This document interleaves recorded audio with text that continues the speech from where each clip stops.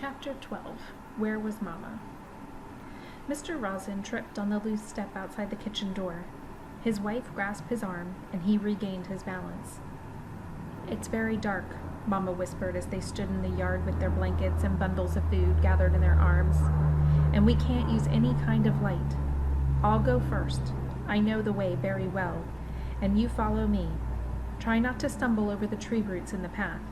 Feel carefully with your feet. The path is uneven. And be very, very quiet," she added unnecessarily. The night was quiet too. A slight breeze moved in the tops of the trees, and from across the meadow came the sound of the sea's movement, which was a constant sound here and had always been. But no birds called or cried here now in the night. The cow slept silently in the barn, the kitten upstairs in Kirsty's arms.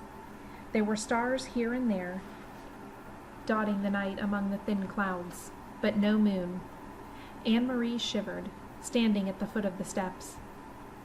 "Come," Mama murmured, and she moved away from the house. One by one the Rosins turned and hugged Anne-Marie silently. Ellen came to her last. The two girls held each other. "I'll come back someday," Ellen whispered. "I promise." "I know you will," Anne-Marie whispered back, holding her friend tightly. Then they were gone. Mama and the Rosins. Anne-Marie was alone. She went into the house, crying suddenly, and closed the door against the night. The lid to the casket was closed again. Now the room was empty. There was no sign of the people who had sat there for hours. Anne-Marie wiped her eyes with the back of her hand. She opened the dark curtains and the windows. She curled once more in the rocker, trying to relax.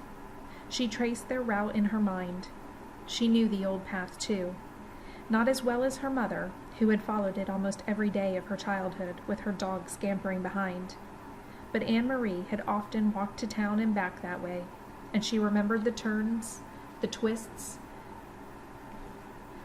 the twisted trees' gnarled roots pushing up the earth now, and then into knotted clumps, and thick bushes that often flowered in early summer.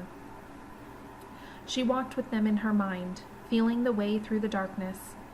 It would take them, she thought, half an hour to reach the place where Uncle Henrik was waiting at his boat. Mama would leave them there, pausing a minute, no more, for a final hug, and then she would turn and come home. It would be faster for Mama alone, with no need to wait as the Rosins, unfamiliar with the path, slowly felt their way along. Mama would hurry, sure-footed now, back to her children. The clock in the hall struck once. It was 2:30 in the morning. Her mother would be home in an hour. She rocked gently back and forth in the old chair. Mama would be home by 3:30. She thought of Papa back in Copenhagen alone. He would be awake, too. He would be wishing he could have come, but knowing, too, that he must come and go as always, to the corner store for the newspaper, to his office when the morning came. Now he would be afraid for them, and watching the clock, waiting for word that the Rosins were safe, that Mama and the girls were here at the farm, staring at the new day with the sun shining through the kitchen windows, and cream on their oatmeal. It was harder for the ones who were waiting, Anne-Marie knew. Less danger, perhaps, but more fear. All right, and I want you to pause here for a moment. Think about that line we just heard. It was harder for the ones who were waiting, Anne-Marie knew. Less danger, perhaps, but more fear. So I want you to jot in your journal, what does the author mean by this? She yawned, and her head nodded. She fell asleep, and it was sleep as thin as the night clouds, dotted with dreams that came and went like stars. Light woke her, but it was not really morning, not yet.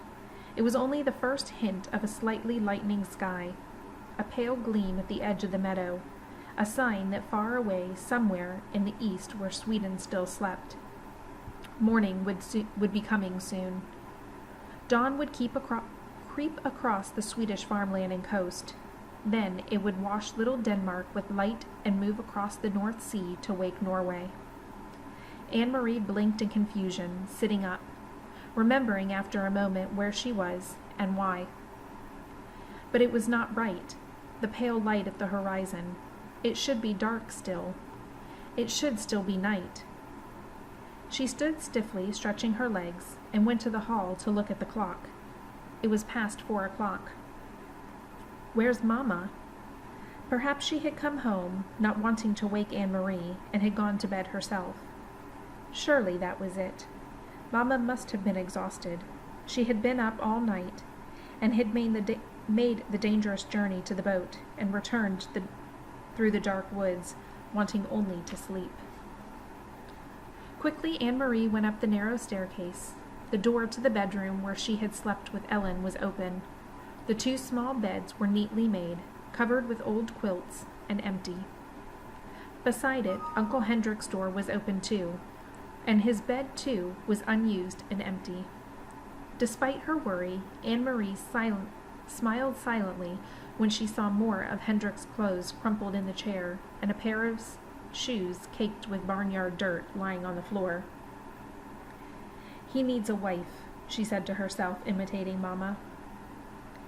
The door to the other bedroom, the one Kirsty and Mamma were sharing, was closed. Quietly, not wanting to wake them, Anne-Marie pushed it open. The kitten's ears moved, standing up straight, its eyes wide open, and it raised its head and yawned. It pried itself out of Kirsty's arms, stretched, and then jumped lightly to the floor and came to Anne-Marie. It rubbed against her leg and purred. Kirsty sighed and turned in her sleep. One arm, free now from the kitten's warmth and comfort, flung itself across the pillow. There was no one else in the wide bed. Anne-Marie moved quickly to the window, which overlooked the clearing that led to the path's entrance. The light outside was still very dim, and she peered through the dimness, trying to see, looking for the openings in the trees where the path began, looking for Mamma hurrying home. After a second, she saw a shape there, something unfamiliar, something that had not been there the day before.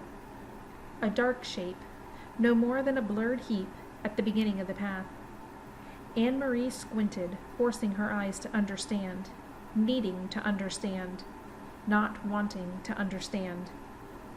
The shape moved, and she knew it was her mother, lying on the earth.